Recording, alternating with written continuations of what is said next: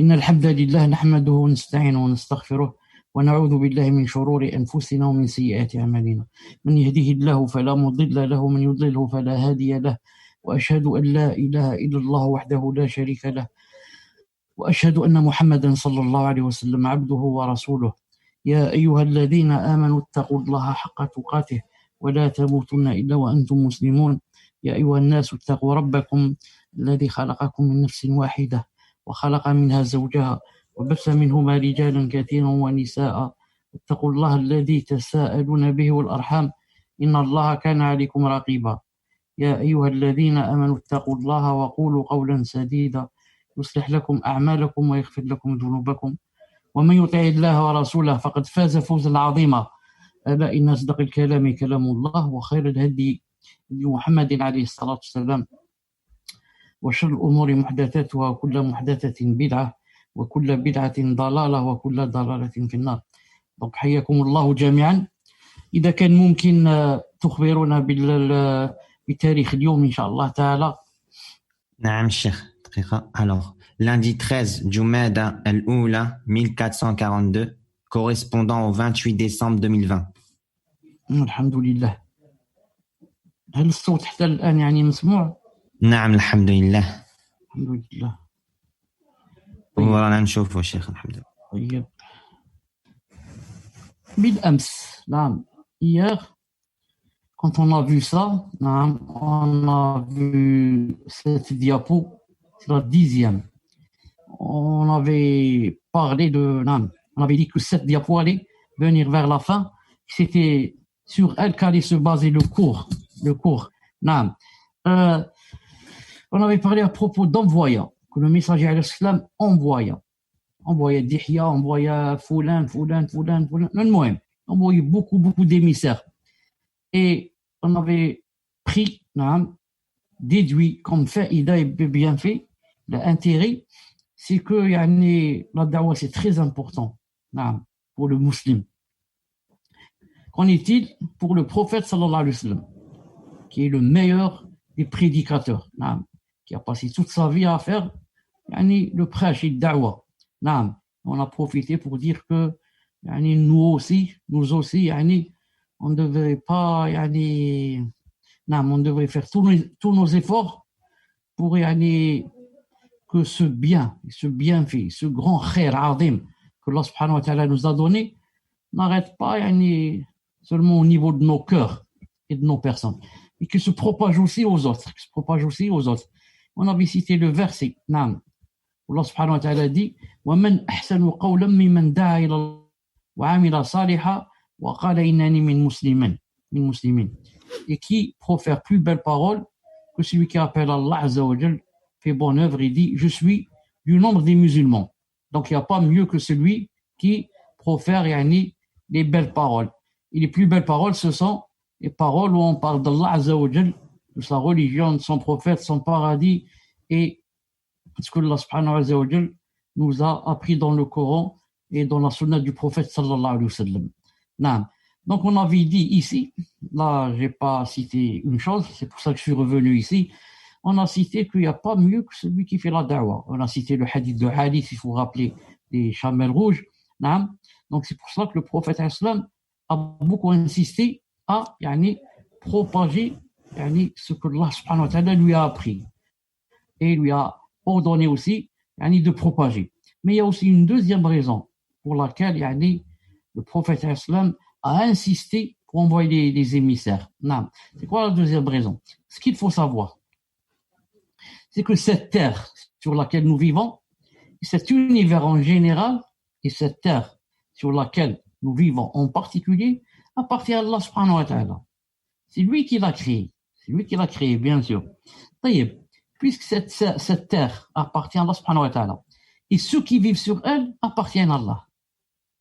C'est toujours lui Azza wa Jal qui a créé la terre, qui a créé aussi ceux qui habitent cette terre.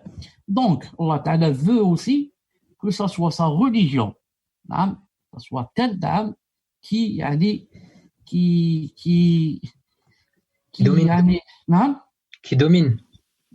domine, voilà, que ce soit elle qui domine, pas une autre religion. Pourquoi? Celui qui a une autre religion, et qui veut la pratiquer ou la propager, qu'il sorte de cette terre. Il voit comment, s'il peut créer une petite terre pour lui ou une île, il va adorer là-bas la religion qu'il peut. Mais étant sur la terre d'Allah subhanahu wa ta'ala, étant toi-même une créature d'Allah subhanahu wa ta'ala, tu dois te soumettre Cheikh, à la religion. vous avez dit il va adorer la religion qu'il peut. Qu'il veut. Naam. Qu'il veut. Là, la religion qu'il veut, qu'il a inventé. Qu'il a inventé. Cher, c'était pour vous dire adorer la religion ou bien une divinité plutôt. Non, suivre une religion, disons. D'accord, très bien. Jazakumullah khair. La religion qu'il veut. Amen. Donc, c'est pas permis, c'est même contradictoire. Tu reconnais que la terre, tu vis sur elle, tu manges ce qu'il y a sur elle, tu respires l'air qu'il y a sur elle, les ni'mas qu'il y a sur elle, mais tu n'adores pas celui qui l'a créé, qui t'a créé. Non.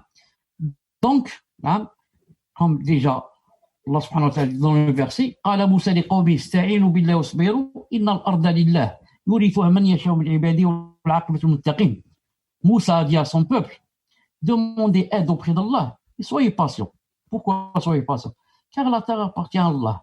Il en fait héritier qui il veut parmi ses serviteurs. Et la fin heureuse sera aux pieux. Donc la terre appartenant à Allah Azza wa Jal, faut être patient, parce qu'il va faire héritier qui il veut parmi ses serviteurs. Et la fin, c'est la fin aux croyants, bien sûr, et aux pieux. Le Bohème, ici dans ce verset, ce qui a témoin avec le cours, la terre appartient à Allah subhanahu wa ta'ala. Alors, puisqu'elle appartient à Allah, donc c'est sa religion qui doit dominer sur cette terre. Donc, le prophète, alayhi salam, c'est bien cela, mieux que nous. Donc, il envoie les émissaires à ceux qui détiennent le pouvoir sur des parties de la terre et des contrées de la terre et des pays. Il leur dit, il faut entrer en islam, il faut embrasser l'islam. Bien sûr, sans contrainte, mais ce qu'il faut savoir, c'est que vous êtes sur la terre de Allah subhanahu wa ta'ala. Et c'est lui qui l'a créée. Et c'est lui qui a décidé que cette terre doit être régie par l'islam. Alors, il leur a envoyé des émissaires. Je voulais dire que ça, c'est la deuxième raison. Ça, c'est la deuxième raison que personne sur cette terre n'a droit d'adorer une autre divinité. Mais doit adorer seulement Allah subhanahu wa ta'ala. On revient donc, pour continuer, on s'était arrêté hier avec Abu Sufyan, radiyallahu ta'ala anhu. Donc, Abdullah ibn Abbas, radiyallahu ta'ala anhu, c'est lui qui dit que Abu Sufyan ibn Harb m'a informé personnellement qu'il se trouvait au Sham, lorsque le prophète sallam a envoyé son émissaire. On revient sur Abu Sufyan et ensuite on revient à la diapo. Donc, Abu Sufyan, c'est un des grands Korachites, des plus riches Korachites et des notables de. Ce n'est pas n'importe qui. C'est pas n'importe qui. Al-Muhim, et c'est le père de Muawiyah. Muawiyah qui est le fondateur de l'état, de la dynastie des Omeyyades. C'est son père, Abu Sufyan ibn Harb. On avait cité, si vous vous rappelez, que vraiment, était vraiment contre l'islam.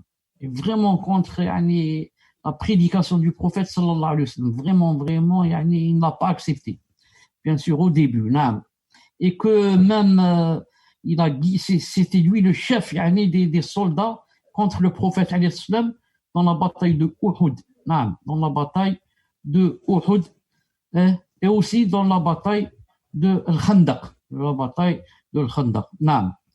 Al-Muhim, on avait dit qu'à la fin, alhamdulillah, pendant la conquête de la Mecque, Allah Azza wa Jalla lui a ouvert sa poitrine, il a embrassé l'islam, et même, alhamdulillah, il a participé avec les musulmans dans leur conquête. Il a participé à Hunayn, au Taïf aussi, et qu'il a perdu un œil dans la bataille de Taïf et le deuxième œil dans la bataille de l'Yermouk. Donc, que Allah subhanahu wa ta'ala le remplisse de sa miséricorde. Au moins, il s'est rattrapé en devenant aveugle à cause de l'islam et en mourant même aveugle. Il est mort à l'âge de 88 ans, radiyallahu ta'ala anhu. Donc, ce que je voulais dire pour terminer avec Abu Sufyan, c'est que c'est le père de Muawiyah et le père aussi de qui? le père aussi de, bien sûr, de Ramla. Ramla, c'est qui? C'est Habiba. Ramla la grande, parce qu'il y a Ramla la grande et Ramla la petite. Car Abu Sufyan s'est marié avec beaucoup de femmes. Beaucoup de femmes, surtout quand quelqu'un est kafir, il n'y a pas seulement 4 épouses, il y en a sans nombre, indéfini. Le Mohim, avec une certaine Safiya bint Abi al-As. Safiya bint Abi al-As, il a eu Muawiya, radiallahu ta'ala anhu, le grand chef musulman qui a géré pendant 40 ans en tant que wali al-amr, en tant que gouverneur. Et il a eu Muawiya, il a eu aussi Ramla. Ramla, j'ai dit la grande, il l'a eu, et c'est elle qui s'appelle, ça connaît Habiba. C'est qui Habiba? L'une des épouses du prophète sallallahu alayhi wa sallam. C'est-à-dire que Abu Sufyan ibn Harb, donc c'est le gendre du prophète sallallahu alayhi wa sallam. Car le prophète sallallahu alayhi wa sallam, il est marié avec sa fille Ramla. C'est le contraire, cher. Ah, c'est le contraire. C'est le gendre, le prophète alayhi salam, c'est son gendre. Donc le prophète sallallahu alayhi wa sallam, c'est le gendre de Abu Sufyan. Pourquoi? Parce qu'il s'est marié avec la fille de Abu Sufyan. Il s'est marié. Donc Abu Sufyan, c'est son beau-père, n'est-ce pas? C'est son beau-père. Ça? Naam, cher, ça. Son beau-père, Abu Sufyan. Donc c'est son beau-père. Naam. Et n'oubliez pas aussi que... C'est pour ça que je dis que Muawiya, puisque c'est le frère de Ramla, de Habiba, Muawiya, certains l'appellent l'oncle des croyants. L'oncle des croyants. Même certains disent... Non, on ne dit pas des croyants. Il y a seulement al-Mu'minin. Il y a les mères des croyants. Ils ont dit si on dit oncle des croyants. Ensuite, on va dire celui-là, c'est le frère des croyants. Celui-là, celle-là, c'est la sœur des croyants. On dit seulement Muawiya radiyallahu ta'ala anhu. D'ailleurs, le prophète lui-même, on ne dit pas le père des croyants. On dit pas. Même si Muawiya, c'est le frère de la sœur, c'est le frère de l'épouse du prophète sallallahu alayhi wa sallam, Ramla. Et Abu Sufyan était marié avec une femme très connue, qu'on connaît tous, bien sûr, qui s'appelle Hind. Hind, celle qui était très intelligente, qui a ordonné à Wahshi de tuer Hamza, radiallahu ta'ala anhu. Tout le monde connaît l'histoire. Reste que, une chose ici très importante, c'est que ça s'est propagé parmi les musulmans, que elle a demandé à Wahshi de tuer Hamza, ensuite elle est allée vers lui, mort comme ça, et elle a demandé à Wahshi d'ouvrir sa poitrine, et elle a pris le foie de Hamza et elle a mangé. Or, ceci n'est pas vrai. Alhamdulillah.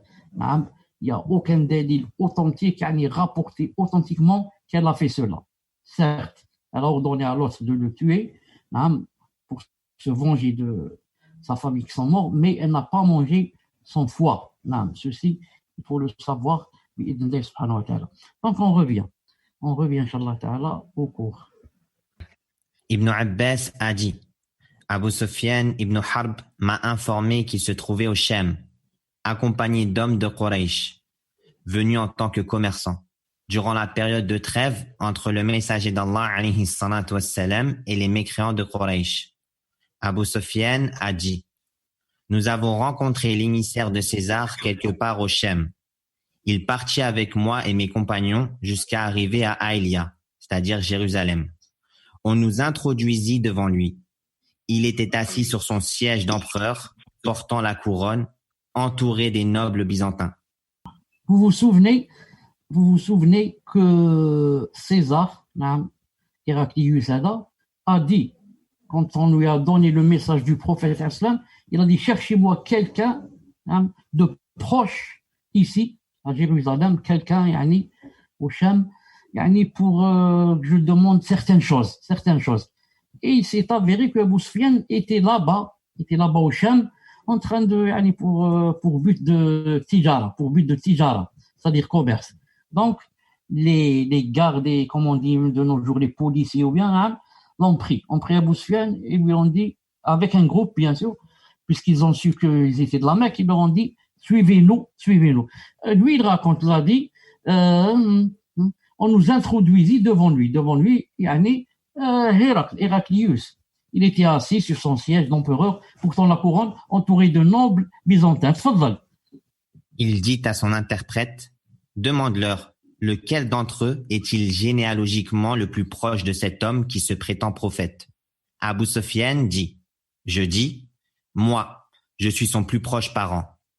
Donc Abu Sufyan naam, a dit, c'est moi le plus proche parent, et c'est moi qui suis le plus apte yani, à vous donner, yani, à répondre à vos questions et à vous informer de ce que vous voulez savoir sur lui, bien sûr avec une très mauvaise niya, avec une très mauvaise intention, car il y a un homme, Abu Sufyan, yani, comme vous savez, j'ai dit qu'il était vraiment contre l'islam et contre la da'wah du prophète sallallahu alayhi wa sallam. Peut-être même qu'il s'est dit c'est une occasion en or yani, pour le dénigrer. On va voir comment ça va se passer. Il dit, quel lien de parenté te relie à lui? Je répondis, il est mon cousin. Or, ce jour-là, il n'y avait pas, dans le convoi, quelqu'un issu de Banu Abdi Manaf, excepté moi.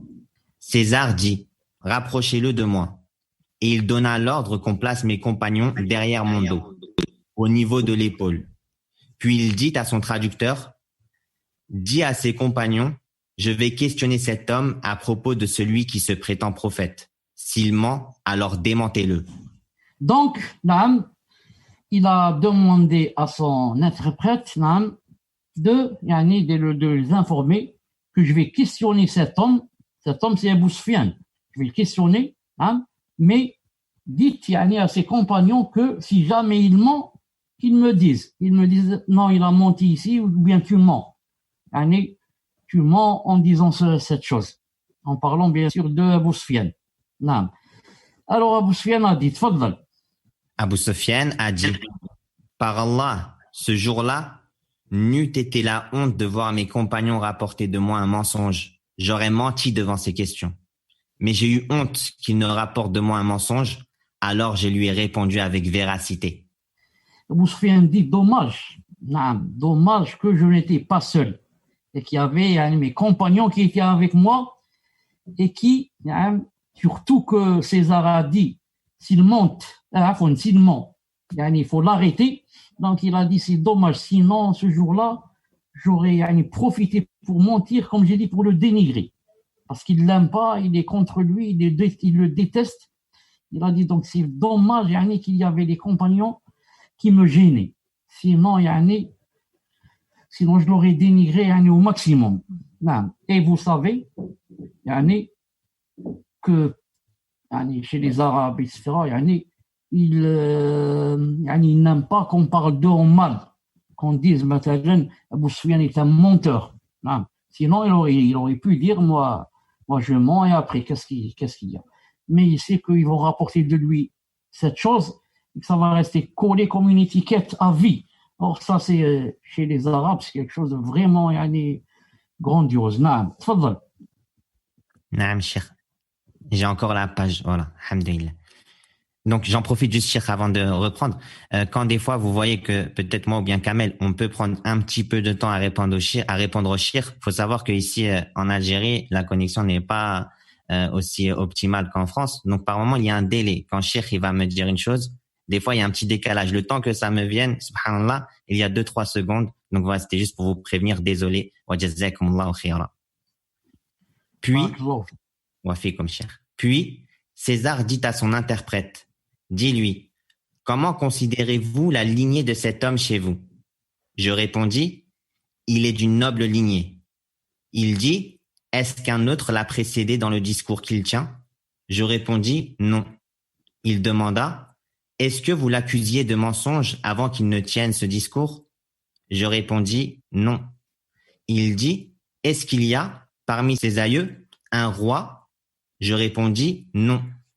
Vous allez voir un peu plus, quand on va avancer un peu, que César, bien sûr, qui était un chrétien, entre parenthèses, et qui était très attaché à sa religion, était quelqu'un de très intelligent. Vous voyez les questions qu'il pose, ce n'est pas n'importe quoi. Non, ce n'est pas n'importe quelle question. Il pose des questions vraiment pertinentes. Non, on dit la première, comment considérez-vous la lignée de cet homme chez vous? Qu'est-ce que vous pensez de son père, son grand-père, etc. Parce que lui, bien sûr, lui, il veut des choses derrière ces questions. César veut arriver à ce que, parce qu'il connaît c'est quoi un prophète, un messager, c'est qui, quels sont les qualificatifs d'un messager. Donc, il veut poser comme ça des questions pour être sûr à la fin que c'est un messager ou pas. C'est pour ça que ces questions sont vraiment choisies. Donc, je répondis, déjà la première question, un point très positif, il est d'une noble lignée. Ils vont dire, son père était un sorcier, sa mère une prostituée ou l'akhlas. Déjà, Non, mais il a reconnu, peut-être qu'il a dit ça à contre-cœur, parce qu'il ne voulait pas dire ça, mais il y a les compagnons qui le gênent. Il ne peut pas mentir. Il est d'une noble lignée. Deuxième, est-ce que quelqu'un l'a précédé dans le discours qu'il tient? Non. Il dit la vérité, non. Est-ce que c'est quelqu'un qui ment? Non. Est-ce qu'il y a parmi ses aïeux un roi? Non. Fadlan Samir. Il demanda, parmi les gens, est-ce que ce sont les nobles qui le suivent ou plutôt les faibles? Je répondis, ce sont plutôt les faibles. Il demanda, est-ce qu'ils augmentent ou diminuent? Je répondis, ils augmentent. Il demanda, est-ce qu'il arrive que l'un d'eux apostasie par aversion pour sa religion après l'avoir embrassée? Je répondis, non. Il demanda, est-ce qu'il trahit? Je répondis, non. Mais nous sommes actuellement en trêve avec lui et nous redoutons qu'il nous trahisse. Ce fut la seule phrase que je pus dire afin de le rabaisser, sans craindre qu'on la rapporte de moi. Donc, les questions fusent de tous côtés et Abu Sufyan essaye au maximum de trouver une petite brèche pour lancer comme ça une petite lance pour rabaisser le prophète sallallahu alayhi wa sallam, mais il ne peut pas. Mais il a profité ici. Quand il a dit est-ce qu'il trahit, dans cette question, il a répondu non quand même. Il a été véridique, non, il ne trahit pas. Mais là, le mehada, c'est un petit problème. Mais nous sommes actuellement en trêve, c'est vrai, sur le Hudaybiyah, nous sommes en trêve avec lui, mais nous redoutons qu'il trahisse. Il lui-même reconnaît, il a dit ce fut la seule parole que je puis dire afin de le rabaisser, sans crainte qu'on dise tu as menti. Parce que nous redoutons, ça c'est le futur, il parle du futur. Je redoute qu'il nous trahisse. Le futur, personne ne peut savoir ce qui peut se passer. C'est pour ça que ça ne peut pas être un mensonge. Il a dit nous redoutons, c'est tout. Mais il n'a pas dit il nous a trahis. Mais quand même, il a voulu lui coller quelque chose. C'est-à-dire qu'on a peur de lui, on a peur qu'il nous trahisse dans le futur. Mais apparemment, alhamdoulilah, il nous a jamais trahi car il a dit non. Mais quand même, il était vraiment intelligent. C'est pour ça qu'il a sauté sur cette occasion mort. Quand il lui a dit est-ce qu'il trahit, il a dit non, je reconnais qu'il ne trahit pas, mais on a peur de l'avenir. On ne sait jamais, il peut nous trahir. Subhanallah al-Azim. Continue, Inch'Allah. Il dit, l'avez-vous combattu et vous a-t-il combattu? Je dis oui. Il demanda, comment se sont soldées vos guerres? Je répondis, tantôt c'est nous qui triomphons et tantôt ce sont eux. Il demanda, à quoi vous appelle-t-il? Je répondis, il nous ordonne d'adorer Allah seul sans rien lui associer.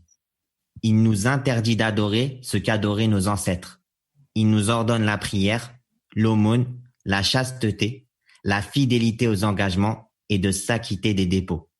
Lorsque je dis cela, il dit à son interprète, dis-lui, je t'ai interrogé sur... Maintenant, il a dit à son interprète, dis à Abu Sufyan, dis-lui que je vais maintenant t'expliquer pourquoi je t'ai posé toutes ces questions. Et à chaque question, pourquoi spécialement cette question? Alors il commence à lui expliquer maintenant. Il lui dit, Fadal. Dis-lui, je t'ai interrogé sur votre considération pour sa lignée. Tu as prétendu qu'il était issu d'une noble lignée. C'est ainsi que sont les messagers. Ils sont envoyés issus de la lignée de leur peuple. Voilà, donc il lui a dit par rapport à ma question, comment qu'il était considéré pour sa lignée, et tu as répondu qu'il était d'une noble lignée, car voilà comment sont les qualificatifs, l'un des qualificatifs des messagers. Le messager, c'est pas n'importe qui. Hein. Il a un père qui est, je ne sais pas, Allah Ta'ala wa taqallubaka fi sajidin. Il a dit, ils sont envoyés de la lignée de leur peuple. Non. Ils sont envoyés de la lignée de leur peuple. Le prophète sallallahu alayhi wa sallam, s'il n'avait pas été choisi, non, comme quelqu'un de la Mecque, qui est très connu, qu'est-ce qu'il était, son grand-père, ses oncles, très connus, des notables, sinon il aurait critiqué, il aurait dit qui c'est celui-là, et ensuite s'il n'était pas par exemple de la Mecque, qui c'est celui-là, il est venu de je ne sais pas, du Yémen ou là, qui c'est celui-là, peut-être c'est un clochard, peut-être ça, qui c'est celui-là, mais Allah Azza wa Jalla a voulu qu'il soit de la Mecque et que sa lignée soit parmi ses aïeux, etc., parmi les notables, les très connus de la Mecque, des Korachites. Hein. Donc tu ne peux pas le faire tomber de ce côté. C'est pour ça que quand certains, d'abord, Samir, arrête le micro très rare, je reviens dans une minute. D'accord. Naam, Cheikh. Donc, Naam, le Cheikh revient dans une minute, Inch'Allah ta'ala, comme il l'a précisé. Jazakumullahu khayran wa barakallahu fikum. Naam, Kamel, j'ai vu, ahsan, jazakallahu khayran. En attendant le retour du Cheikh, hafidhahullahu ta'ala, je voulais répondre à une question qui revient très fréquemment ces derniers jours. C'est concernant la diffusion des annonces des cours. Donc, on ne peut pas se tenir à un programme bien précis, bien fixé plutôt. Donc, à chaque fois qu'il y a cours, on le poste vers la prière du Dhuhr, à peu près, Inch'Allah, sur Telegram et sur Twitter. Il vous suffit de vous abonner à ces deux réseaux, Inch'Allah, ou bien un des deux. Pas faute dans le Cheikh. Et so. Naam, alhamdulillah. Alhamdulillah.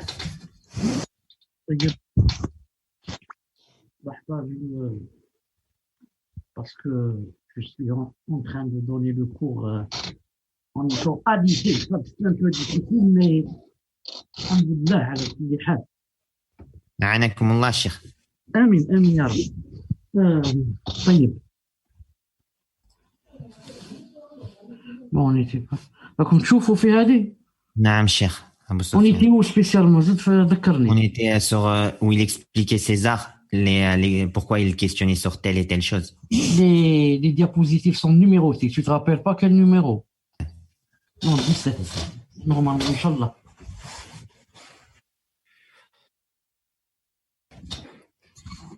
Non, exactement, Cheikh. On avait fait la dernière phrase en bas. Donc on avait dit que les messagers,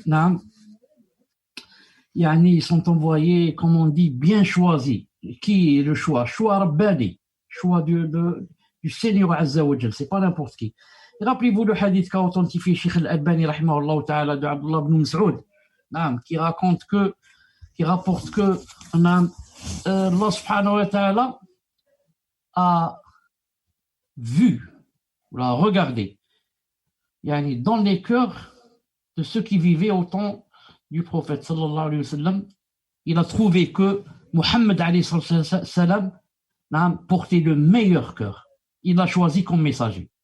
Ensuite, il a regardé encore dans les cœurs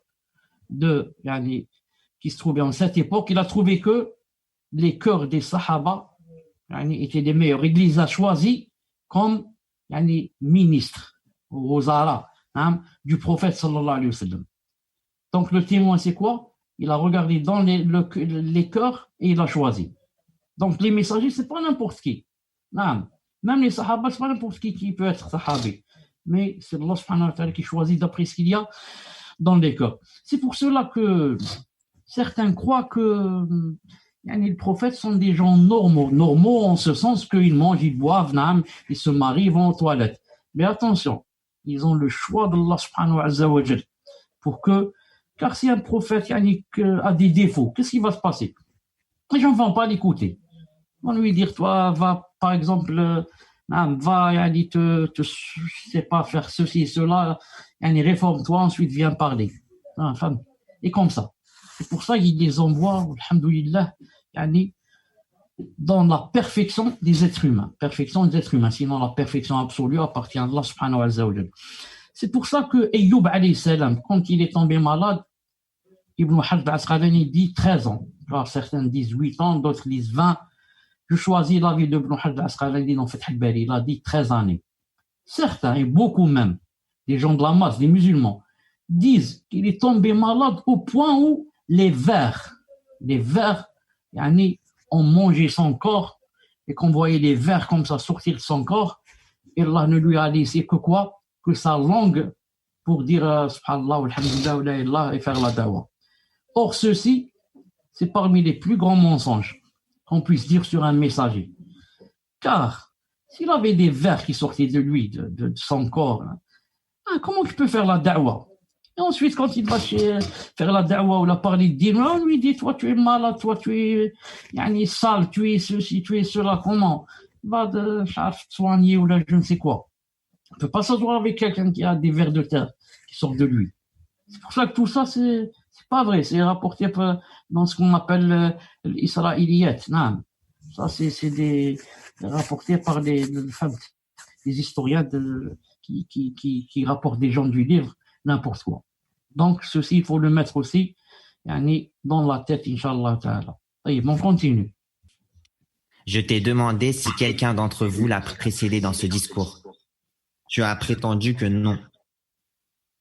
Si c'était le cas, j'aurais dit qu'il s'agit d'un homme qui suit une parole dite avant lui. J'entends un retour.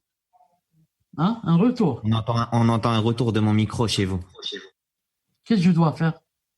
Peut-être le micro, il est proche de l'ordinateur. Là, sinon, vous mettez le micro le temps de la lecture, comme vous voulez, cher. Le temps quand tu lis, toi? Naam. Il lui a dit, Naam, je t'ai demandé si quelqu'un d'entre vous l'a précédé dans ce discours, tu as dit non, parce que je pense que, Naam, si quelqu'un l'a précédé, j'aurais dit, il est en train de suivre une parole qui a été dite avant lui, il est en train d'imiter et de répéter. Mais quand tu as dit que personne ne l'a précédé, ça fortifie. Donc ça fortifie l'idée que c'est un messager bi'idhnillahi ta'ala. Tfaddal. Je t'ai demandé si vous l'accusiez de mentir avant qu'il ne tienne ce discours. Tu as prétendu que non. J'ai alors su qu'il n'allait pas abandonner le mensonge sur les gens pour mentir sur Allah. Regardez l'intelligence, comment il fait cette analogie, qiyas. Il dit, je t'ai demandé si il était accusé de mentir. Avant qu'il dise je suis messager, tu as dit non. Alors j'ai su qu'il n'allait pas abandonner le mensonge sur les gens pour mentir sur Allah. Chauffe, subhanallah, comment qu'il a déduit cela. Il a dit donc, puisque tu dis qu'il ne ment pas. Alors comment il ne ment pas sur les gens et va mentir sur Allah et dire c'est lui qui m'a envoyé? C'est pas possible, ça peut pas marcher. Donc c'est aussi un grand délit sur lequel s'est basé César. Je t'ai demandé s'il y avait parmi ses ancêtres un roi. Tu as prétendu que non.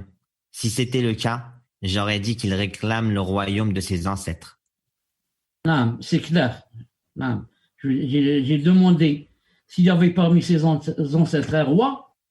Non, quand tu as dit non, car si tu as dit oui, j'aurais dit donc il cherche à recouvrer comme on dit, hériter. Maintenant, il veut donc hériter le royaume de ses ancêtres. Il veut être comme ses ancêtres. Et toi, tu as dit que il n'avait pas parmi ses ancêtres un roi. Tfaddal. Je t'ai demandé si c'était les nobles des gens qui le suivaient ou plutôt les faibles. Tu as prétendu que ce sont plutôt les faibles qui l'ont suivi. Et ce sont eux les suiveurs des messagers. Non, les messagers, comme vous savez, parmi les délits, pour voir si c'est un messager ou pas, il faut voir c'est qui son entourage. Et la plupart qui l'entourent, ce sont des faibles. Et des pauvres aussi, des pauvres. Même s'il y a bien sûr des forts, il y a des riches aussi qui... C'est pour ça que maintenant, par exemple, les gens qui détestent l'islam, les islamophobes ou là, se basent toujours sur ça. Tu dis, ah bon, celui-là, il a embrassé l'islam. Ah, alors parce qu'il est pauvre. Il n'a rien. Donc, l'islam, quand il va l'embrasser, hein, ça va être une cause pour l'aider. Sinon, yani, c'est un pauvre qui n'a rien. Comme moi, on m'a dit, c'est une personne qui a entendu une personne dire cela et elle me l'a rapporté. Hein, cette personne m'a dit, j'ai entendu telle personne dire, et je les connais les deux, bien sûr. Elle a dit, nous, et pourtant cette personne est loin d'Allah subhanahu wa ta'ala, c'est-à-dire la deuxième de laquelle on rapporte, elle dit, nous les riches, parce qu'elle est riche, elle dit, nous les riches, Allah ta'ala nous a tout donné, hein, et regardez les pauvres, comment les autres, comment ils vivent dans la misère, alors que ça c'est faux, ça c'est faux. Ce sont plutôt les pauvres qui penchent toujours vers le dé. Donc les gens croient quoi? Croient qu'ils font cela, on est pour chercher la richesse ou là pour chercher. C'est pas vrai, pas vrai. Non. Quand quelqu'un embrasse le dîn, hein, il veut s'investir, c'est pour le visage d'Allah subhanahu wa ta'ala, c'est pour le paradis, c'est pour être épargné de l'enfer. Non, ce n'est pas pour... je n'ai rien trouvé que ça. Toujours, si c'est par exemple quelqu'un de très connu, vous vous souvenez par exemple, des fois ils disent que ils font cela à cause parce qu'il est pauvre, etc. Des fois ils disent parce que il a eu, comment on appelle ça, une dépression. Il a fait une dépression, alors ils ont dit ça de Diams, vous vous rappelez? Ils ont dit d'elle qu'elle a fait une dépression, donc il n'y a que l'islam qui peut la sauver, c'est-à-dire elle va vers la religion, il n'y a pas d'autre solution. Quand quelqu'un fait une dépression, il n'a plus d'autre solution que de pencher vers une religion. C'est juste pour la dénigrer. Pour dénigrer quelqu'un qui, s'il va embrasser l'islam, ça va être quelqu'un de très négatif pour eux, quelque chose de très négatif pour eux. Non. Alors, il lui cherche des choses pour dénigrer. Non. Donc, ici, il montre quoi? Ces versets que ce sont les plus faibles, toujours qui sont les suiveurs des messages. D'ailleurs, le prophète sallallahu alayhi wa sallam a dit dans un hadith authentique, si vous voulez, on cherche ensemble, on cherche maintenant. Il a dit que وَهَلْ تُنْصَرُونَ إِلَّا بِضُعَفَائِكُمْ وَفُقَرَائِكُمْ. Est-ce que Allah Ta'ala ne vous donne la victoire?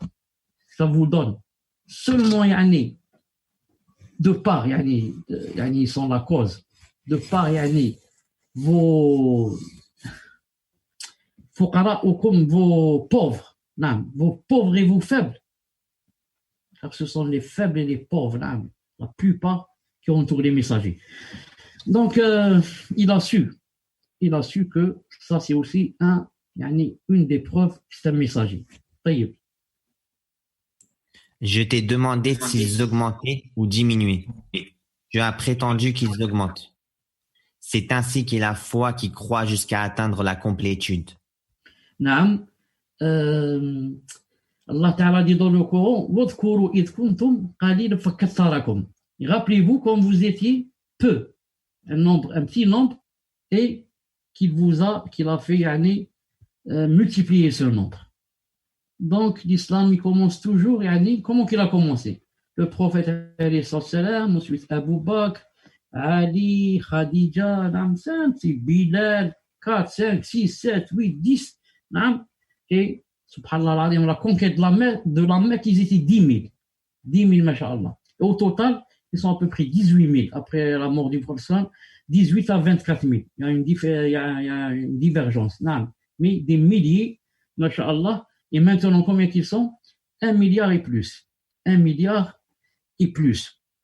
Ensuite, l'islam a cette particularité, subhanallah, que si tu veux lui faire des mashakil, il va grandir et, subhanallah, et se propager.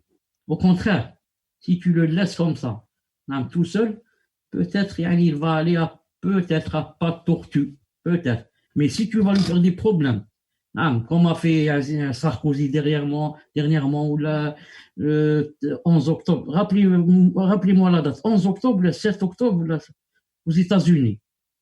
Le 11 septembre, cher. 11 septembre, 11 septembre. Dès qu'il se passe des choses comme ça, on veut lui faire des problèmes, Allah Ta'ala alors va le renverser la chose et beaucoup de gens vont se demander c'est quoi cet islam, j'en ai jamais entendu, laissez-moi lire un peu sur cet islam, et ils vont embrasser l'islam et il va augmenter, Allahu Akbar. Toujours comme ça. Tu veux faire des problèmes à l'islam. avec la mouchkila qu'a fait Sarkozy, il y a beaucoup de gens de Français qui sont rentrés en islam. Non. Alors que lui, il croyait qu'il allait le dénigrer. Non. Tfadal. Je t'ai demandé si quelqu'un d'eux apostasiait par aversion pour sa religion après l'avoir embrassé. Tu as prétendu que non. C'est ainsi qu'est la foi, lorsque sa douceur rencontre les cœurs, personne ne peut la haïr. C'est impossible. Je vous donne un repère. C'est impossible que quelqu'un apostasie après avoir eu la douceur de la foi et vraiment embrasser l'islam pour le visage d'Allah subhanahu wa ta'ala. C'est impossible. Car, est-ce que c'est possible que quelqu'un dise « Moi, je ne veux plus le paradis.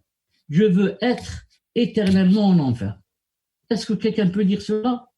C'est pas possible. Il faut qu'il ne croit pas en cela pour qu'il dise cela. Quelqu'un qui croit, c'est à la certitude que le paradis existe, l'enfer existe, et qui sait que si je meurs mécréant, je serai éternellement en enfer. Et il va embrasser l'islam ensuite apostasier. C'est impossible. Donc ne vous étonnez pas.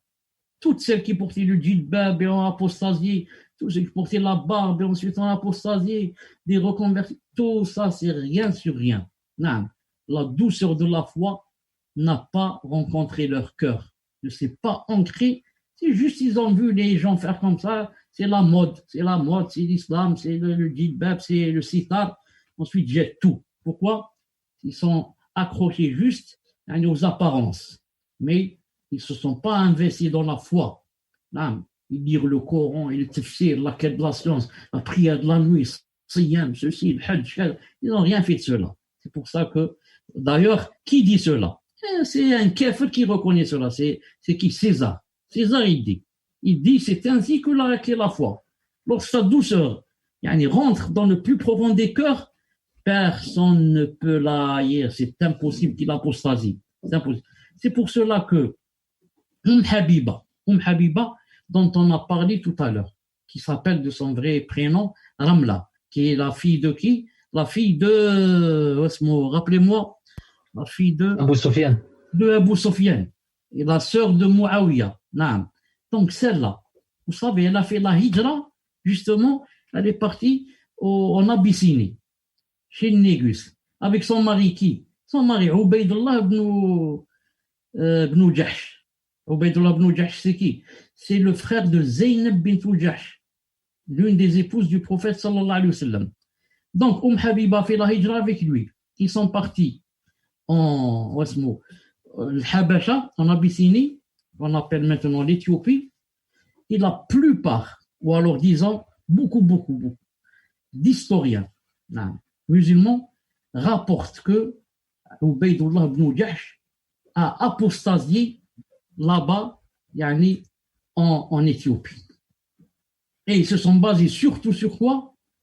Sur le fait que il est mort là-bas et que son épouse Zaynab bint Jahsh, Habiba, pardon, le prophète sallallahu alayhi wa sallam l'a épousée.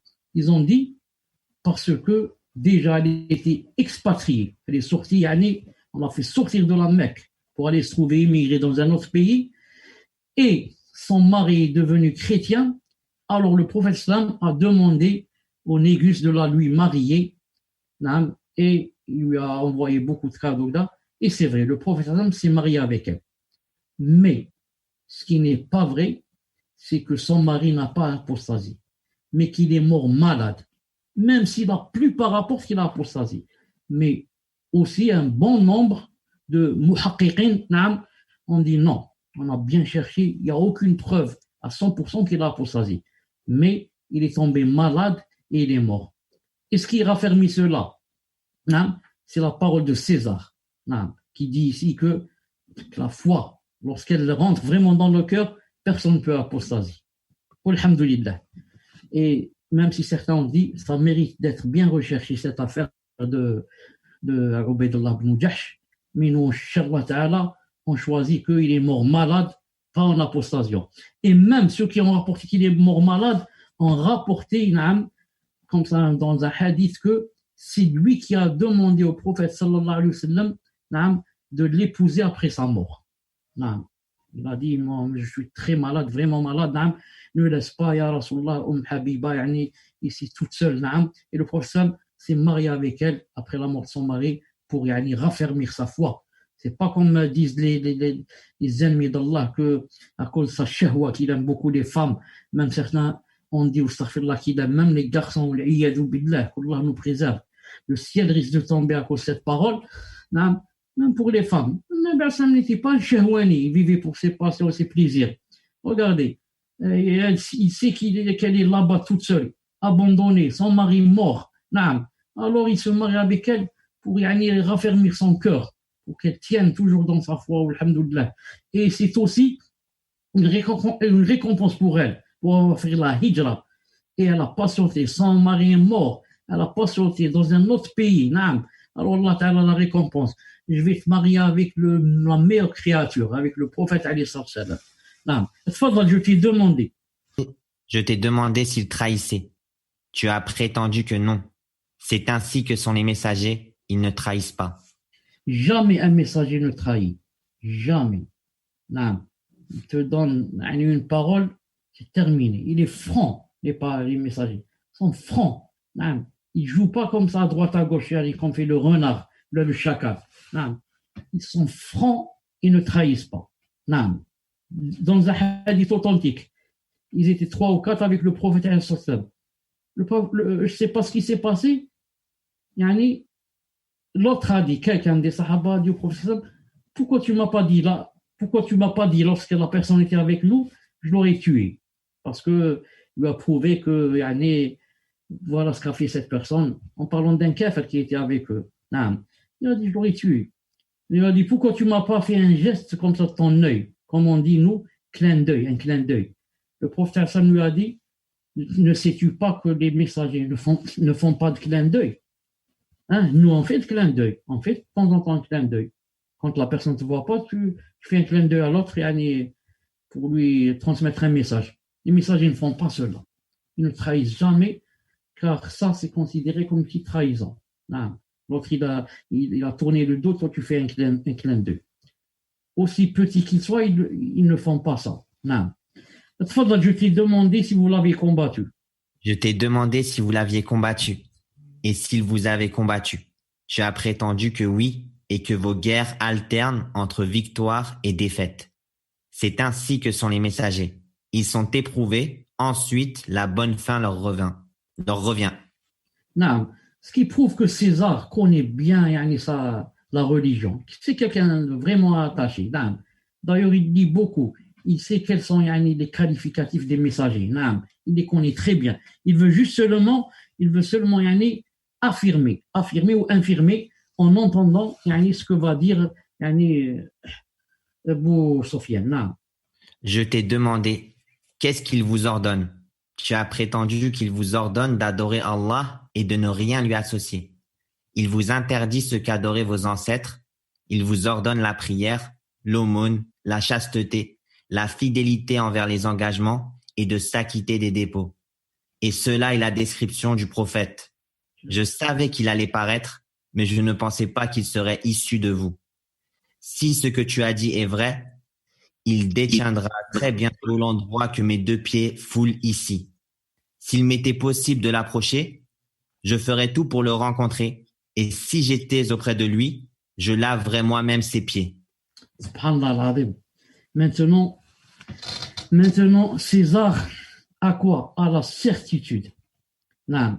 La grande conviction, indubitable. Que quoi? Que c'est un messager. Il a dit, cela est la description du prophète. Voilà. Et je savais même qu'il allait paraître. Mais je ne pensais pas qu'il serait issu de vous, c'est tout. Et si ce que tu as dit est vrai, il détiendra très bientôt l'endroit que mes 2 pieds foulent ici. C'est-à-dire que son règne va arriver jusqu'ici.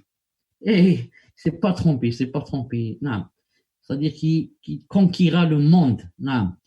Et s'il m'était possible de l'approcher, je ferais tout pour le rencontrer. Et si j'étais auprès de lui, je laverais moi-même ses pieds. Non. Donc apparemment, c'est masha'Allah. Apparemment, c'est masha'Allah. On va voir comment va être la fin.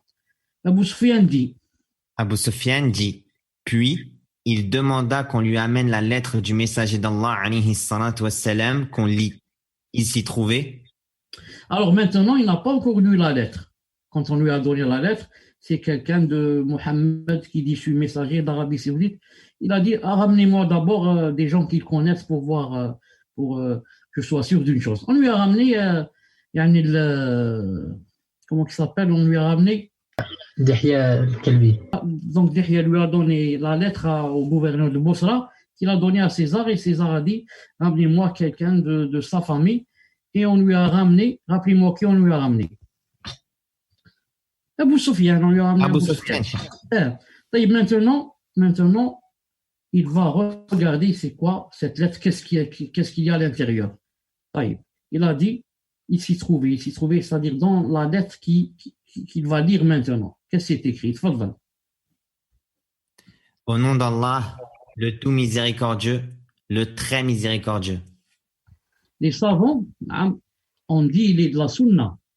Quand on écrit une lettre, on commence par Bismillah ar-Rahman ar-Rahim.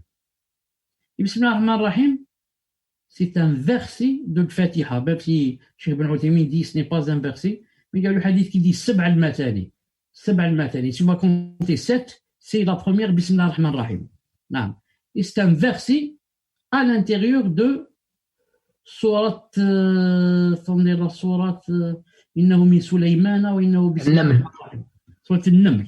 Dans Surat al-Naml, à l'intérieur, c'est dit Innahu min Sulaymana wa innahu Bismillah ar-Rahman ar-Rahim. Bismillah ar-Rahman ar-Rahim est écrite à l'intérieur d'une sourate. Donc c'est de la sunna, quand on écrit une lettre, on commence par Bismillah ar-Rahman ar-Rahim. On ne va pas dire, mais c'est un verset, et l'autre c'est un kafir, il va la lire, ou là, comment, je vais répondre à cela dans une minute ou deux, quand on va citer un autre verset qu'il a cité. Sallallahu alayhi wa sallam. Tfaddal. De Mohammed, le serviteur d'Allah et son messager, à l'intention d'Héraclius, le gouverneur des Byzantins. Que la paix soit sur ceux qui ont suivi la guidée. De Mohammed, le serviteur d'Allah, à l'intention. Le plus vrai, Inch'Allah Ta'ala, c'est de dire à l'attention. Quand on écrit une lettre, on dit, toujours on la commence par, si on veut la destiner à quelqu'un, on dit à l'attention du directeur, ou là du proviseur, ou là de X, ou là Y. On dit à l'attention. Et on dit à l'intention, quand par exemple on prépare un repas ou là, on dit ça, ce repas c'est à l'intention de mon oncle, ou bien de ma tante qui est venue, ça fait longtemps on ne l'a pas vu ou là. Mais dans les lettres, le plus éloquent, c'est de dire à l'attention d'X et d'Y. Désolé, ça nous a échappé. لا معليش c'est des fawaïd Inch'Allah Ta'ala, moi aussi j'apprends comme vous, smart. Jazakumullah khan, Cheikh. Moi, on me critique, on me dit, tu sais même pas parler français. De Mohammed, le serviteur d'Allah, sallallahu alayhi wa sallam, et son messager, à l'attention d'Héraclius. Alors que c'est connu, autrefois bien sûr, que normalement, pour Héraclius et les autres, il devait commencer par Héraclius, ensuite de la part de Mohammed. Mais le prophète alayhi sallam ne craint personne. Il a ce qu'on appelle l'Izza. Il est fier de ce qu'il est et de cet islam. Il commence par lui-même, Mohammed sallallahu alayhi wa sallam, le serviteur d'Allah. Ensuite vient Héraclius. C'est pas comme leurs habitudes et leurs coutumes, c'était de commencer par que quelqu'un leur écrivait une lettre, il devrait commencer par le destinataire. Mais remarquez avec moi ce qu'il a dit sallallahu alayhi wa sallam. Il a dit à l'attention d'Héraclius. C'est qui Héraclius? C'est pas n'importe qui. Le gouverneur des Byzantins. Il ne le rabaisse pas. Il ne dit pas n'importe qui des Byzantins. Non, c'est le gouverneur. Mais ici, c'est écrit le gouverneur, alors qu'en principe, dans la lettre, c'est pas le gouverneur. Il a dit Azim Rom, Azim. Vous voulez montrer qu'il avait un grand statut, sans dire qu'il était le gouverneur. Il n'a pas cité le mot gouverneur. Il a cité un qualificatif en lui, que tu es Azim, de quelque chose de très important. Tu as un grand statut dans leur cœur. Mais attention, Azim, pas chez nous, chez les Byzantins. Mais attention, je reconnais que tu es Azim, tu as un statut, mais pas chez nous, chez les Byzantins. Mais quand même, يعني عليه السلام يعني فهمت il donne à chacun يعني ce qu'il mesure et son poids. Tu es Adim. Mais je dis seulement que tu n'es pas Adim chez nous. Tu es Adim chez les Byzantins. Non. Que la paix soit sur ceux qui ont suivi la guidée. Que la paix. Non. Wassalamu ala man ittaba al-huda. Non. Ça donne comme ça en arabe. Wassalamu ala man ittaba al-huda. Non. Donc, qu'est-ce qu'il y a ici? Non. On va revenir à ça. Donc, certains ils vont dire comment on sait qu'on ne peut pas dire salam à un kafir. Kafir maximum. Si lui il dit salam alaikum, on lui dit wa alaikum. Et certains ont dit ma'alish, wa alaikum salam, ma'alish. Si c'est sûr qu'il a prononcé salam lui, il n'a pas dit quelque chose à autre chose. Il a dit salam alaikum, on dit wa alaikum, c'est plus connu. Cheikh Ibn Uthaymin a dit que ça rentre même dans la justice et être juste d'ajouter encore salam, wa alaikum as-salam, ma'alish, si on est sûr qu'il a dit salam. Mais on ne peut pas commencer lui dire salam alaikum à un kafir. Il faut que ça soit en réponse, wa alaikum. C'est pas en début, on débute. Comment se fait-il qu'ici il a commencé? Donc ce qui n'est pas permis, c'est commencer par salam. Donc si je rentre chez un kafir, un épicier, je ne dis pas salam alaikum. S'il me dit lui, moi je lui réponds. Mais c'est permis par contre de commencer par ce qui n'est pas salam. Comment ça va, comment vont les enfants, comment ça, bonne journée, mais pas salam alaikum, je ne commence pas. Sauf si lui, il me commence. Donc, ce qu'il faut savoir, c'est que ici, assalamu alaikum, assalamu alaikum taba al-huda, premièrement, il n'a pas dit salamu alaikum. Il a dit salamu sur ceux qui ont suivi la guidée. Ala man taba al-huda. C'est-à-dire, si tu as suivi, toi, César, tu suis la guidée.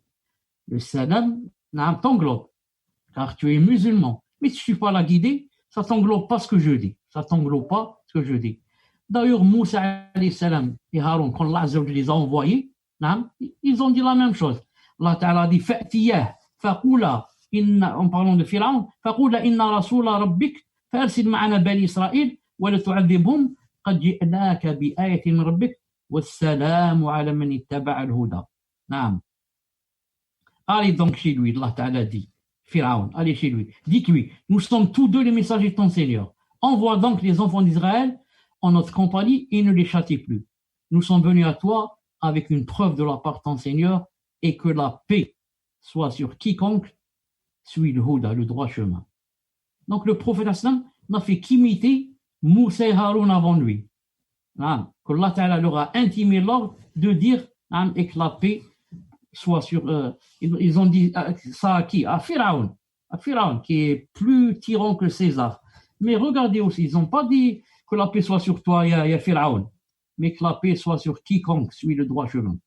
C'est pour ça que si on rencontre un kafir, on ne peut pas lui dire salam alaikum. Non, on peut lui dire salamu sur quiconque suit le droit chemin. Ça veut dire, je ne parle pas de toi, car toi tu ne suis pas le droit chemin. Non. Par contre, les savants disent, s'il y a un groupe de kafir, par exemple 5 kafars, et parmi les 5 kafars, il y a un musulman, tu peux dire assalamu alaikum. Pourquoi? Car tu vises le musulman. Mais s'ils sont les 5 ou les 10 kafars, tu ne peux pas dire. Tu dis salamu alaikum taba al-huda. Salam pour quiconque suit le droit chemin. Non. Sinon, comme j'ai dit, on dit cela. Mais s'il y a un croyant parmi les kafars, même s'ils sont 1000, il y a un seul croyant entre eux, on dit salamu alaikum wa rahmatullah. En parlant de qui? En visant le musulman bi'idnillahi ta'ala. Ceci dit, je t'appelle à l'islam. Soumets-toi, tu seras sauf. Allah t'accordera ta récompense 2 fois. Mais si tu te détournes, alors tu seras chargé du péché des Harisiyoun. Ceci dit, je t'appelle à l'islam. Chauffe le prophète sallallahu alayhi wa sallam, qui, par rapport à César, vous savez c'est qui César? La moitié de la terre lui appartenait. Non, César. Et quelqu'un de très connu, ils ont dit à peu près 1 million de soldats et plus. le prophète islam dans une petite péninsule en Arabie. Personne n'entend parler de lui. Avec, à cette époque-là, l'année 6 ou là, 3000 ou là, 4000 ou là, 5000 soldats, c'est tout. Et des armes peut-être archaïques, très anciennes. Alors que ces armes avaient des armes modernes par rapport à comparer au prophète islam. La moitié de la terre lui appartenait, l'autre moitié appartenait à Khosrow, qui détenait la moitié presque de la terre. Et le prophète islam ne craint personne. Ceci dit, je t'appelle à l'islam. Il n'est pas complexé. Pas complexé. Je t'appelle à l'islam. Allah, soumets-toi. Tu seras sauf. Tu seras sain et sauf. Dans cette dunya, il y a le qiyamah aussi. Allah t'accordera ta récompense 2 fois. Pourquoi 2 fois? La première, pour avoir cru en Isa alayhi salam, car tu es chrétien. Et la deuxième, pour avoir cru en moi. Tu auras 2 récompenses. Ou alors, tu auras 2 récompenses. La récompense, la première, d'être devenu musulman. Et la deuxième, d'être la cause que tes adeptes soient devenus musulmans. Car s'il va devenir musulman, tous les autres, normalement, qui le suivent, vont devenir musulmans. Tu auras donc 2 fois, Inch'Allah Ta'ala, la récompense. Mais si tu te détournes, alors tu seras chargé du péché des Harisiyoun. Les Harisiyoun, c'est qui? C'est les agriculteurs. Qu'est-ce que ça veut dire, les agriculteurs? Ça veut dire les pauvres et les faibles. Car si tu te détournes, sûrement que les autres ne vont pas entrer en islam. Non. Donc, tu seras chargé de leur péché. Car c'est impossible que quelqu'un, un tyran par exemple, qui accepte que ceux qui le suivent, tournent la veste et vont devenir musulmans. Est-ce que Pharaon aurait accepté que son peuple serait musulman? Jamais. Alors il lui dit, si tu te détournes, voilà ce qui va se passer.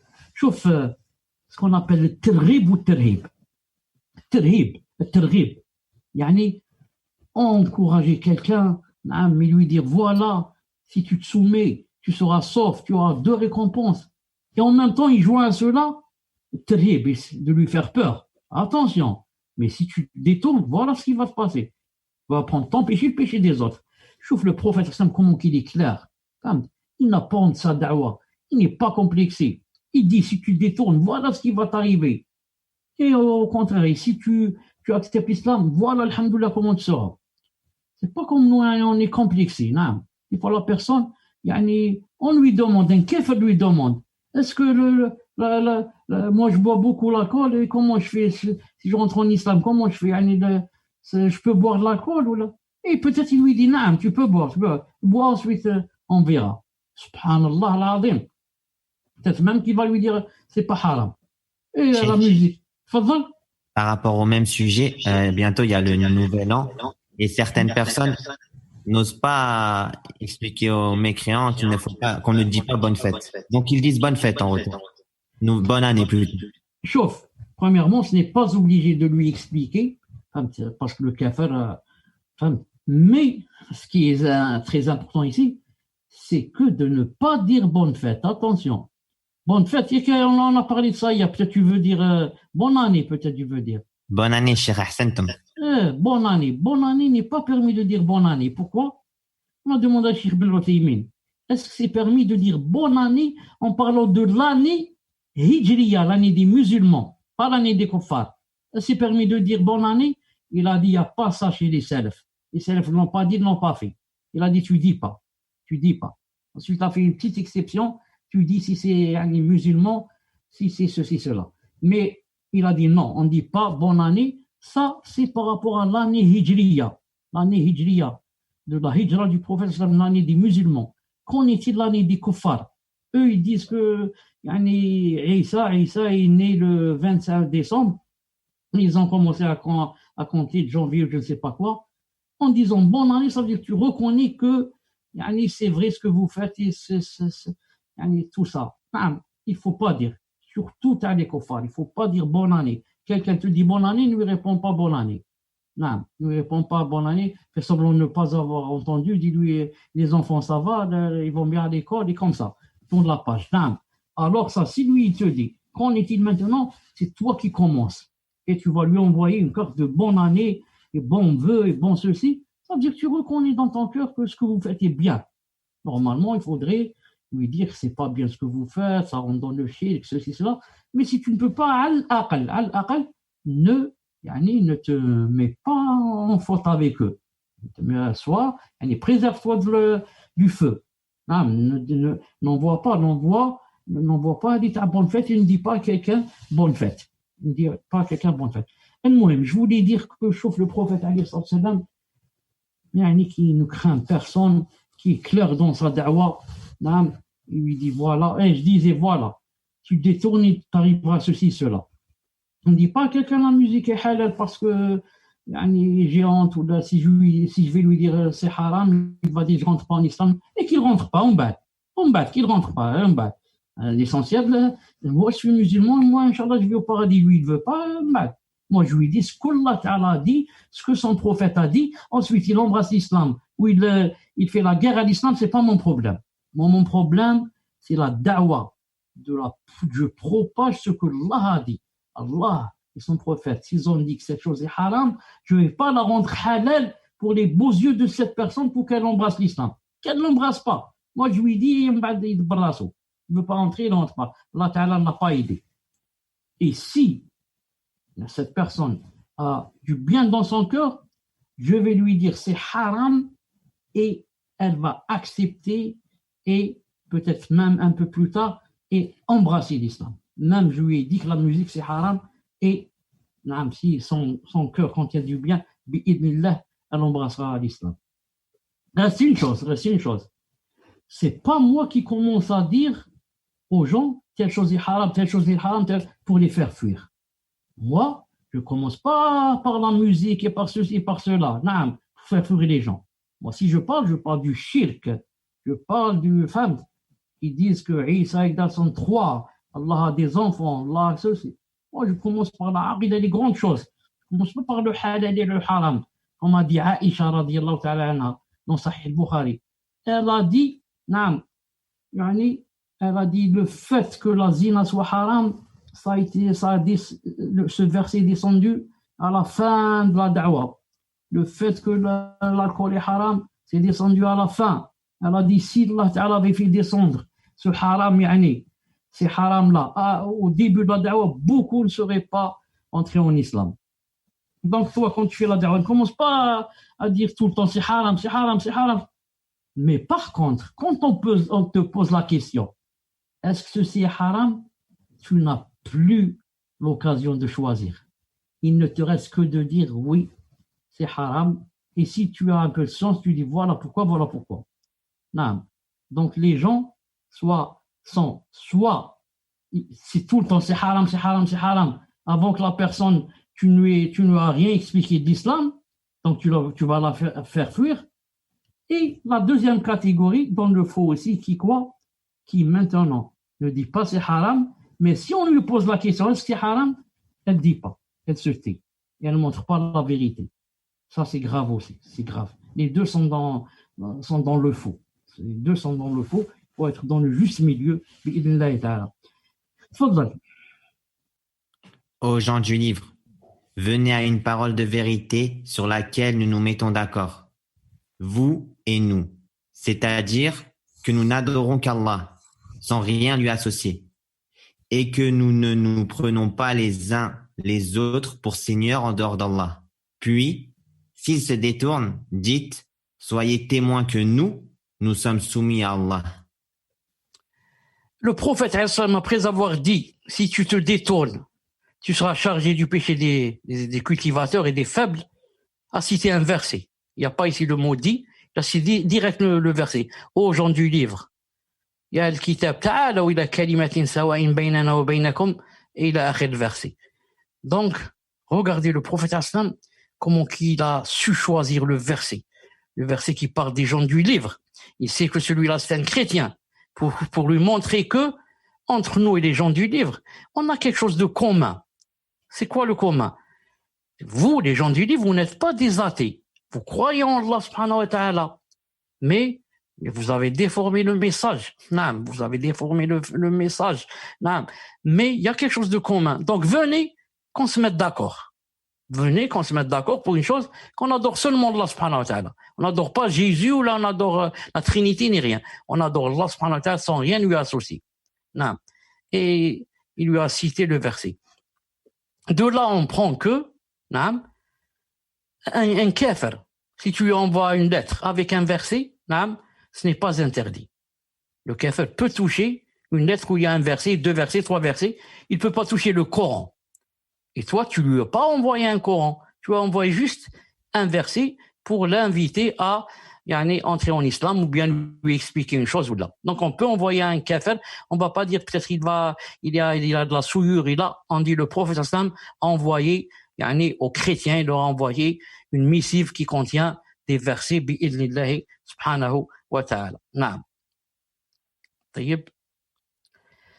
Maintenant, naam.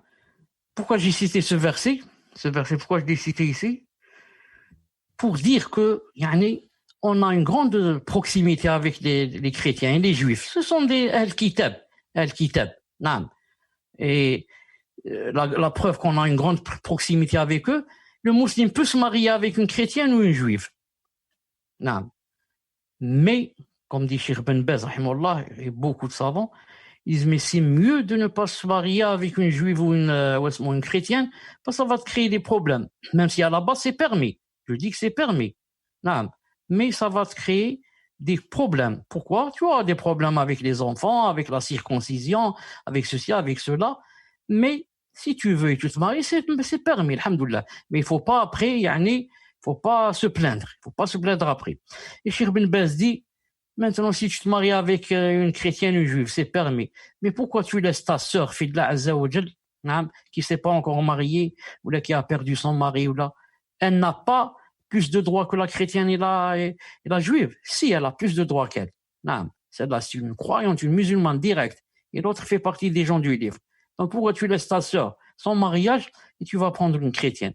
Ensuite, ce qui est très important, Allah Ta'ala a dit, اليوم أحل لكم الطيبات وطعام الذين أوتوا الكتاب حل لكم وطعامكم حل لهم والمحصنات من المؤمنات والمحصنات من الذين أوتوا الكتاب من قبلكم إذا أتيتموهن أجورهن محصنين غير مسافحين ولا متخذي أخدان ومن يكفر بالإيمان فقد حبط عمله وهو في الآخرة من الخاسرين. Maïda 5.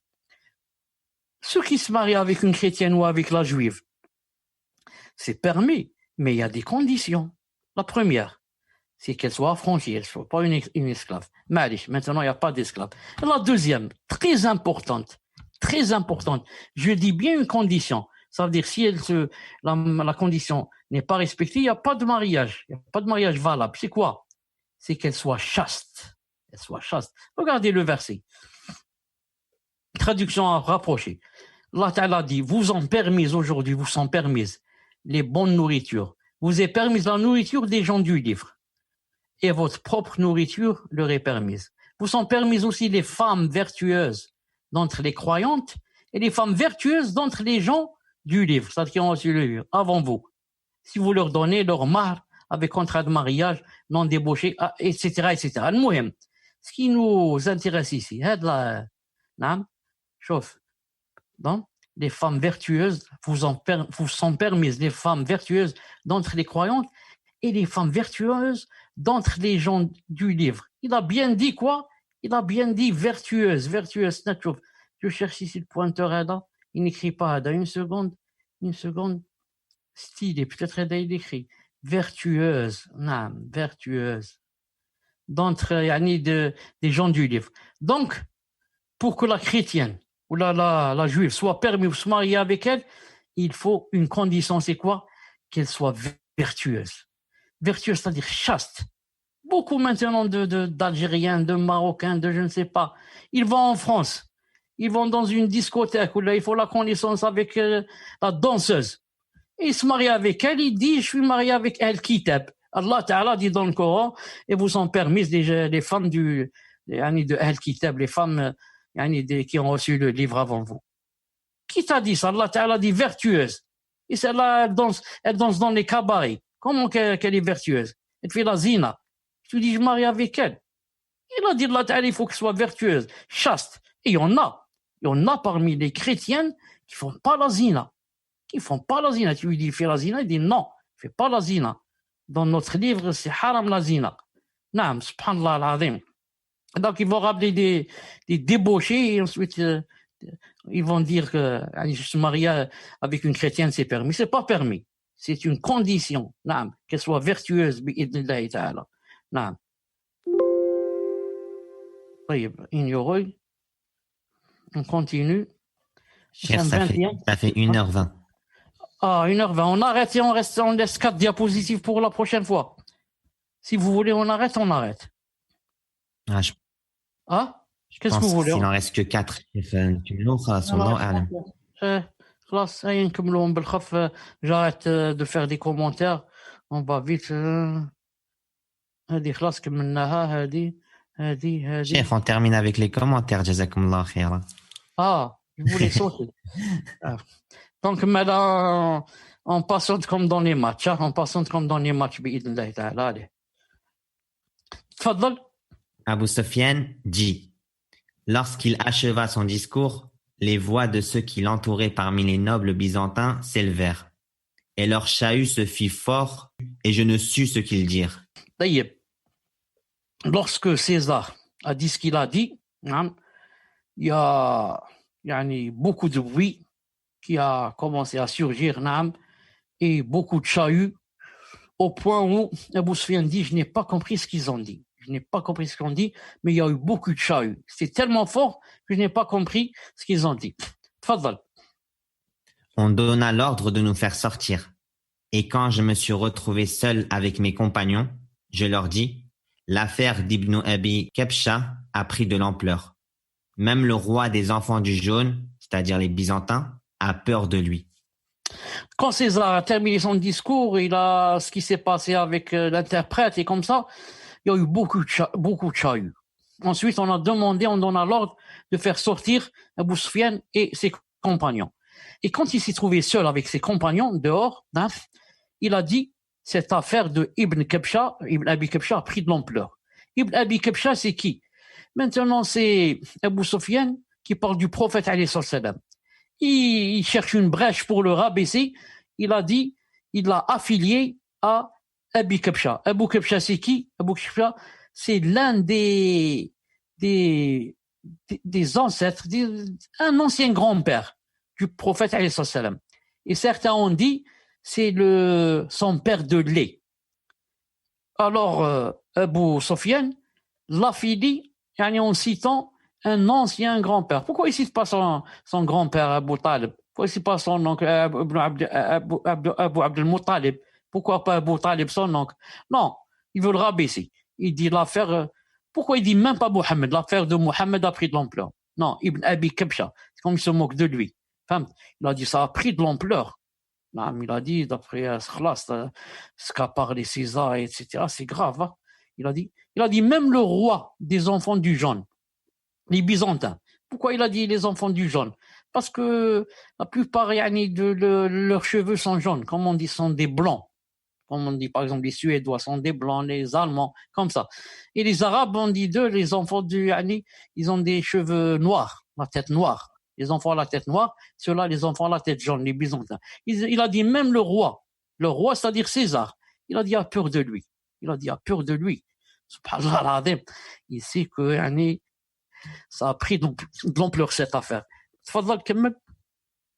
Abu Sufyan a dit: je ne cessais d'être certain que le messager d'Allah alayhi salatu wassalam finirait par triompher jusqu'au jour où Allah fit entrer l'islam dans mon cœur en dépit de mon aversion.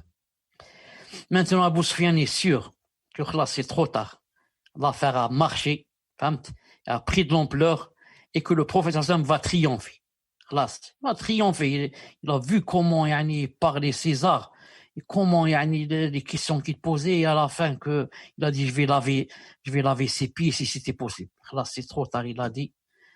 Jusqu'au jour où Allah Ta'ala a fait entrer l'islam dans mon cœur en dépit de mon aversion. Même si c'était pas moi qui cherchait cela, ni qui courait derrière, mais Allah Ta'ala lui a ouvert la poitrine et a vu qu'il comportait quelques biens dans son cœur et يعني lui a fait embrasser l'islam بإذن الله سبحانه وتعالى.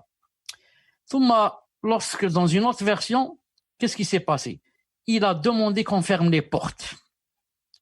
Après que avoir ordonné à Abu Sufyan et son groupe de les faire sortir. Il a dit maintenant fermez les portes. Ensuite, il s'est dirigé vers eux. Il a dit oh vous les Romains, c'est-à-dire ceux qui y suivent. Est-ce que vous cherchez le salut et la droiture? Vous voulez que je vous montre où se trouve le salut et la droiture? Et que votre règne persiste toujours. Votre règne ne parte pas. Vous voulez que je vous montre cela? Il a dit vous suivez ce prophète. Voilà.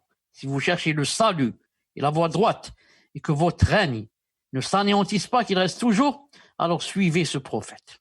Quand il a dit cette phrase, ils ont couru, il a dit ici, haïsat, comme courent les ânes sauvages. Les ânes sauvages, ce sont les zèbres, vous les connaissez. Ils ont couru vers les portes, car il y a beaucoup de portes. Ils ont couru, et, subhanallah al-Adim, il les a qualifiés de 2 qualificatifs, des ânes et sauvages. Pourquoi? Parce que vous allez voir qu'ils ne vont pas accepter ce qu'il a dit. Alors, ils ont trouvé les portes fermées. Parce qu'il a ordonné de fermer les portes pour qu'ils ne puissent pas se sauver. Ensuite, lorsqu'il a vu, César, il a vu cela de ses propres yeux, et il a désespéré de leur foi, ils vont pas entrer ils vont pas embrasser cette religion. Il a dit, faites-les revenir vers moi, faites-les revenir. Ensuite, il a dit, je vous ai dit cette parole, c'est-à-dire, est-ce que vous cherchez le salut, la voie droite, et de suivre ce messager? Je vous ai dit cela, tout à l'heure, juste pour vous tester et vous éprouver si vous êtes vraiment raffermi sur le christianisme. C'est juste un test. C'est pas vrai ce que je disais. Et masha'Allah, j'ai trouvé en vous ce que j'aime. C'est-à-dire, j'ai trouvé le raffermissement sur votre dîn et le christianisme. Alors, ils se sont prosternés à lui. Ils se sont prosternés et ils ont agréé ce qu'il a dit. Et c'était cela à la dernière chose qu'il a dite. Donc, il a dit tout ce que j'ai fait, c'était juste un scénario. C'était juste pour vous tester. Alors que c'est pas vrai. Lui, il a dit ça avec sincérité. Mais il a eu peur. Plus tard, on va voir dans la prochaine diapo, ou peut-être elle n'est pas là, il a dit, moi j'ai eu peur. Quand ils ont fait cela, ils ont couru vers les portes, j'ai eu peur. Et j'ai dit, ceux-là, ils vont m'enlever mon règne, ils vont me tuer. Ils vont faire 2 choses. Alors je vais mentir et dire que c'était juste un scénario, que c'est pas vrai. Je vous ai juste testé. Non. Et Anas ibn Malik, il rapporte que le prophète a dit une fois, il a dit, qui peut partir avec mon message vers Caesar, vers César, et il aura le paradis. Alors un sahabi a dit, Ya Rasulallah, même s'il ne meurt pas, et s'il n'est pas tué, il a dit, même s'il n'est pas tué, c'est-à-dire il aura le paradis, même s'il n'est pas tué. Alors, un homme est parti avec la lettre vers Palestine. Lorsqu'il est arrivé, il a trouvé que César avait fermé les portes lorsqu'il lui a donné le message, et il a demandé à quelqu'un de crier. Je vous apprends que César a suivi le chemin du prophète sallallahu alayhi wa sallam et qu'il a délaissé le christianisme. Donc celui-là, il rapporte plus de détails. Quand il a ordonné de fermer les portes, qu'est-ce qui s'est passé? Donc il a dit qu'il a suivi le christianisme, il a délaissé le christianisme, et que maintenant il suit le prophète sallallahu alayhi wa sallam. Donc, qu'est-ce qu'ils ont fait? C'est son peuple, qu'est-ce qu'il a fait? Ils se sont armés au poids. Ils se sont armés, naam, subhanallah al-azim, jusqu'à ce que ils ont même encerclé son palais. Alors quand il a vu cela, naam, faqala li rasulillah, il a dit à celui qui a été envoyé par le prophète alayhi salam, le sahabi lui a dit, qad tara, tu vois, anni khaif, que j'ai peur de mon règne. J'ai peur, tu vois. Ils ont pris des armes, subhanallah, ils ont encerclé mon palais. Ils vont me tuer. Ensuite, il a demandé à quelqu'un de crier, n'est-ce pas que Qaysar, que Jésus, n'est-ce pas que, comment il s'appelle ce mot, Qaysar? César. Comment? César. N'est-ce pas que César, naam, n'est-ce pas que César a agréé, c'est-à-dire il vous agrée, naam, il vous agrée, innama, naam, khabbarakum. C'est juste, il a fait un test, naam, pour voir les andor, est-ce que vous êtes patient sur votre religion, c'est tout. Farji'u, c'est-à-dire je suis ravi de vous. Naam. Et ils sont partis. Ensuite, qu'est-ce qu'il a fait? Il a écrit une lettre au prophète sallallahu alayhi wa sallam. Je suis musulman, inni muslim. Et il lui a envoyé quelques dinars, des dinars en or, bien sûr. Autrefois, le dinar, c'est en or. Et le dirham, c'est en argent. Alors, le prophète sallallahu alayhi wa sallam a dit, quand il a eu vent de ce qui s'est passé, il lui a raconté, il a dit, lorsqu'il a lu la lettre de César, il a dit, kadaba adullah, il a menti l'ennemi d'Allah. Laysa bi muslim, ce n'est pas un musulman. Wa huwa ala al-nasraniya, il est toujours sur le christianisme. Et il a distribué les dinars à ses compagnons. Ce hadith, Cheikh Al-Albani rahimahullah ta'ala a dit authentique. Il se trouve dans Ta'liqat Hisan ala Sahih ibn Hibban, tome 6, page 473. Donc il a dit, c'est pas vrai Adoullah. C'est toujours un kafir et il n'a pas embrassé l'islam. Dernière diapo. Et ce qui renforce que César a choisi son règne sur la foi. Et que il a continué dans son égarement, c'est quoi? C'est que il a combattu les musulmans fi ghazwat Mu'ta, l'année 8, alors que ce qui s'est passé, c'est en l'année 6. C'est-à-dire, même pas 2 années après cette histoire, il a combattu les musulmans. Subhanallah al-azim. Donc, c'est une preuve que, il a continué sur le kufr et n'a pas embrassé l'islam. C'est Allah Ta'ala a'lam. Lui, il est mort sur le kufr. Allah Ta'ala a'lam. Si Allah Ta'ala va l'excuser parce que s'il était vraiment sincère, et c'est juste une question il a peur qu'on le tue, on a peur. Allah Ta'ala a'lam. Nous, ce qu'on sait, c'est qu'il est mort afwan, sur le coffre. Il est mort sur le coffre avec témoignage du prophète sallallahu alayhi wa sallam lui-même. Voilà pour le cours d'aujourd'hui, Inch'Allah Ta'ala. Le prochain cours, Inch'Allah Ta'ala, dans 2 ou 3 jours, il y aura, Inch'Allah Ta'ala, ça sur Twitter, etc. Ce sera des réponses à vos questions, Inch'Allah Ta'ala. Donc, ceux qui ont envoyé les questions, on va leur répondre. Ceux qui n'ont pas encore envoyé, si tu peux leur dire, Samir, c'est comment ça se passe, Inch'Allah Ta'ala. Naam, jazakumullahu khairan, Cheikh, wa barakallahu fikum. Naam, Cheikh, il y a un petit délai. Votre connexion, elle a un peu bugué vers la fin. تفضل اسمع Samir et Kamal Ben Youssef. Moi, quand je parle comme ça ou là, c'est pas, je parais un peu énervé ou là, mais c'est pas mon fond. Moi, je dis ce qui me passe par la tête, je le dis comme ça, en face, sur place. Il faut patienter avec moi. Il faut patienter avec moi. L'axe, c'est vous qui devez patienter avec nous, Cheikh. Moi, j'essaie de patienter le maximum. Non, c'est vous, Cheikh, c'est vous. Donc, dis-leur, Inch'Allah Ta'ala. Pour les questions, donc vous pouvez envoyer vos questions sur le mail questions au pluriel .zoom@gmail.com, questions au pluriel .zoom@gmail.com. C'est une question par personne.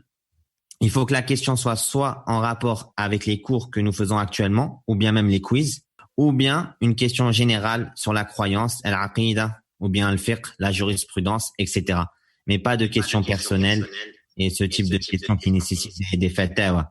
Donc voilà, envoyez sur ce mail questions au pluriel .zoom@gmail.com. طيب, je trouve si je peux écrire. Si je peux écrire. Corrige-moi. نعم شيخ, question ONS. Tu ne veux pas écrire Mouchkila N. Non, Cheikh, si vous le souhaitez, j'écris. Hein. Tu peux écrire. Juste, il faut que je prenne le partage d'écran. Ah, prends-le, Inch'Allah. De suite. Et moi, pour les autres, je dis Subhanak Allahumma bihamdik, shahadu an la ilaha illa ant, astaghfiruka wa atubu ilayk. Mais je suis avec vous. Alors, كمل, Inch'Allah, on termine. En plus, j'ai préparé une image, ma sera prête pour le prochain cours, Inch'Allah, avec le mail. Alors, question. Voilà, attendez. J'agrandis un peu. Voilà. Donc, c'est ce mail. question.zoom@gmail.com. Jazakumullahu khairan wa barakallahu fikum. Amen. Pour les questions qui ont rapport avec le mariage, divorce, la famille, etc., vous envoyez à apprendre l'islam. Peut-être qu'ils ne connaissent pas. Apprendre l'islam. Agda, cher. Agda, apprendre l'islam, gmail.com. Agda pour les questions qui n'ont pas rapport avec le cours. C'est le deuxième. Et le premier, question Zoom, c'est spécialement sur le cours, barakallahu fikum, pour ne pas gêner et envoyer des choses sur le divorce, etc., alors que ça n'a rien à voir. Quant au deuxième, apprendre l'islam, ça c'est un mail très ancien de moi, depuis à peu près 15 ans. Là. C'est sur cela que vous enverrez les questions qui ne sont pas en rapport avec le cours. Kemelna, Samir, tu n'as rien à dire? Non, j'ai terminé. Alhamdulillah, cher. Jazakumullahu khairan, barakallahu fikum, cher. Barakallahu fikum, jazakumullahu khairan. À très bientôt, Inch'Allah ta'ala. Assalamu alaykum. Subhanak Allahumma bihamdik. Ashhadu an la ilaha illa anta, astaghfiruka wa atubu ilayk. Assalamu alaykum wa rahmatullahi wa barakatuh. Wa alaykum assalam wa وعليكم السلام rahmatullahi wa ورحمة الله barakatuh. وبركاته.